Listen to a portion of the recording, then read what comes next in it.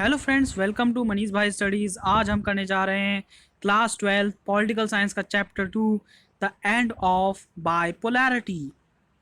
यह है वीडियो का पार्ट 1 बाय मनीष भाई स्टडीज़। तो चलिए देखते हैं कि इस चैप्टर में क्या क्या है। आप अगर एनसीईआरटी के पेज 1 पर देखेंगे आपको बर्लिन वॉल का डिस्क्रिप्शन मिलेगा दोस्तों।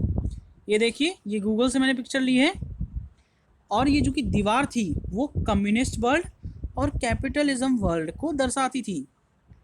ओके, जिस तरह से मैंने आपको पिछली वीडियो में बताया था, एक तरफ था ईस्ट बर्लिन और एक तरफ था वेस्ट बर्लिन। ओके, देन आगे देखते हैं। ये जो कि दीवार थी वो 1961 में बनाई गई थी और ये 150 किलोमीटर से भी ज़्यादा लंबी थी दोस्तों, और ये 28 सालों के लिए रही। लेकिन 9 नवंबर 1989 को इसे गिरा दिया गया। इसे नोट कर लीजिए बिकॉज ये एग्ज़ाम पर्पज से इम्पॉर्टेंट है। और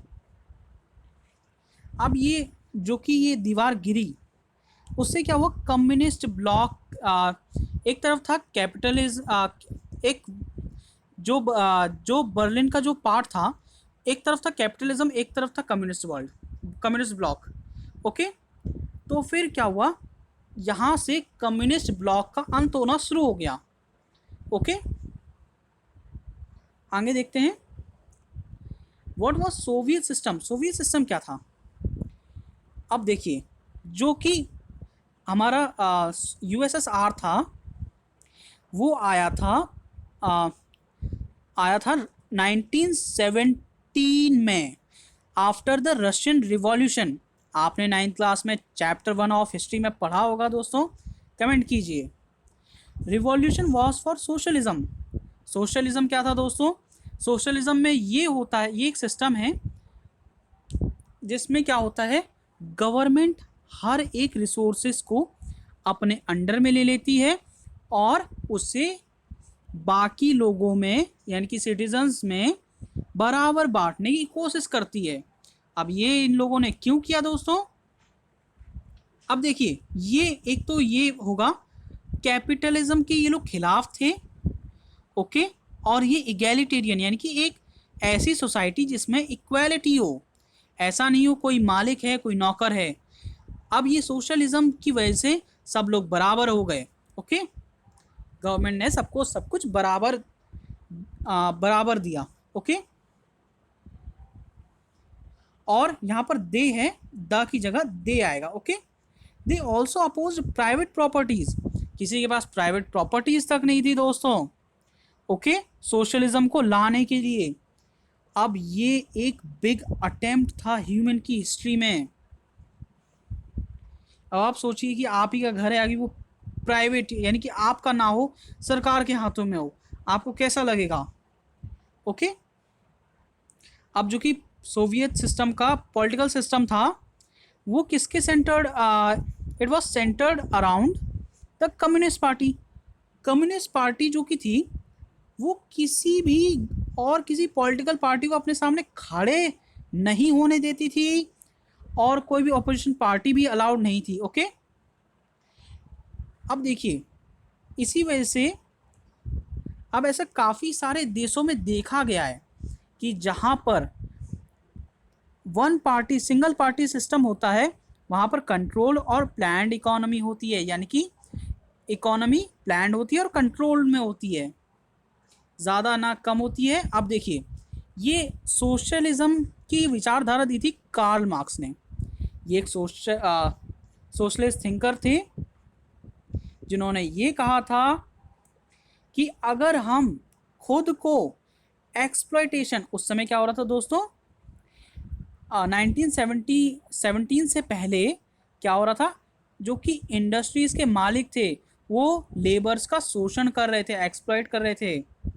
ओके, अब उन्होंने ये कहा कि एक ऐसी गवर्नमेंट होनी चाहिए जो खुद सब कुछ अपने पास रख ले और फिर सब कुछ जितने भी रिसोर्सेस हैं तब सबको बराबर जनता में बांट दे।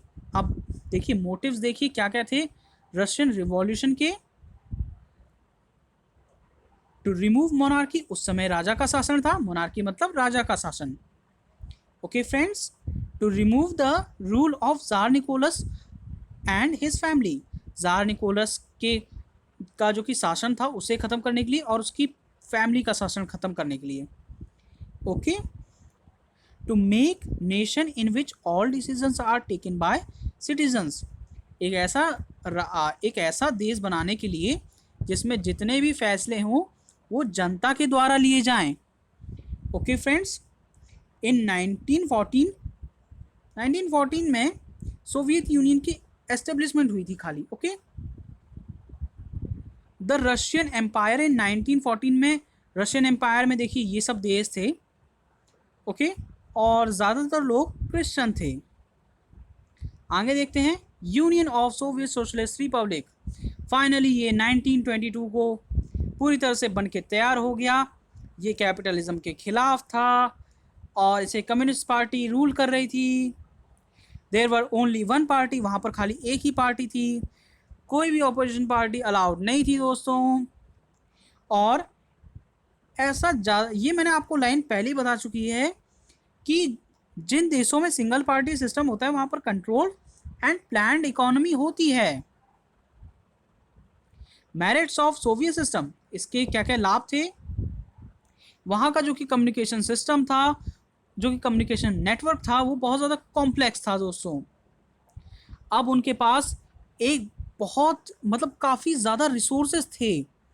रिसोर्सेज होंगे तो फिर क्या होगा, इंडस्ट्रीज़ होंगी तो फिर क्या होगा, गुड्स ज़्यादा प्रोड्यूस होंगे, जिस तरह से petrol and other necessary things, ताकि वहाँ के लोगों की जो कि ज़िंदगी है उसे आरामदायक बनाया जा सके।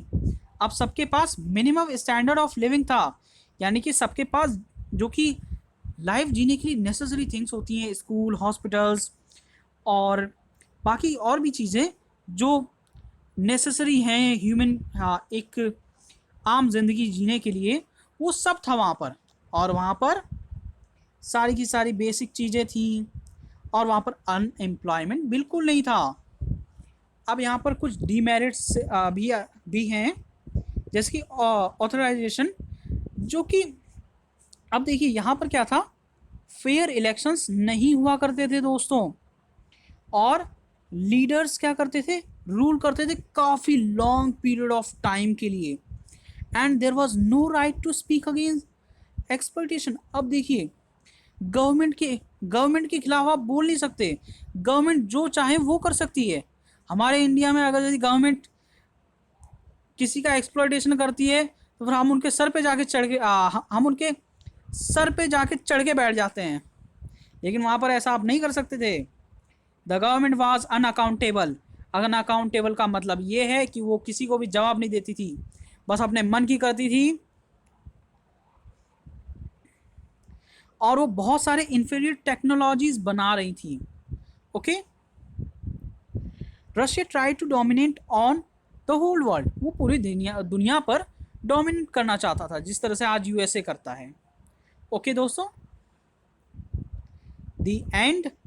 आज हम अपने वीडियो का पार्ट 1 यहीं पर ख़त्म करते हैं फ्रेंड्स, और थैंक यू वेरी मच।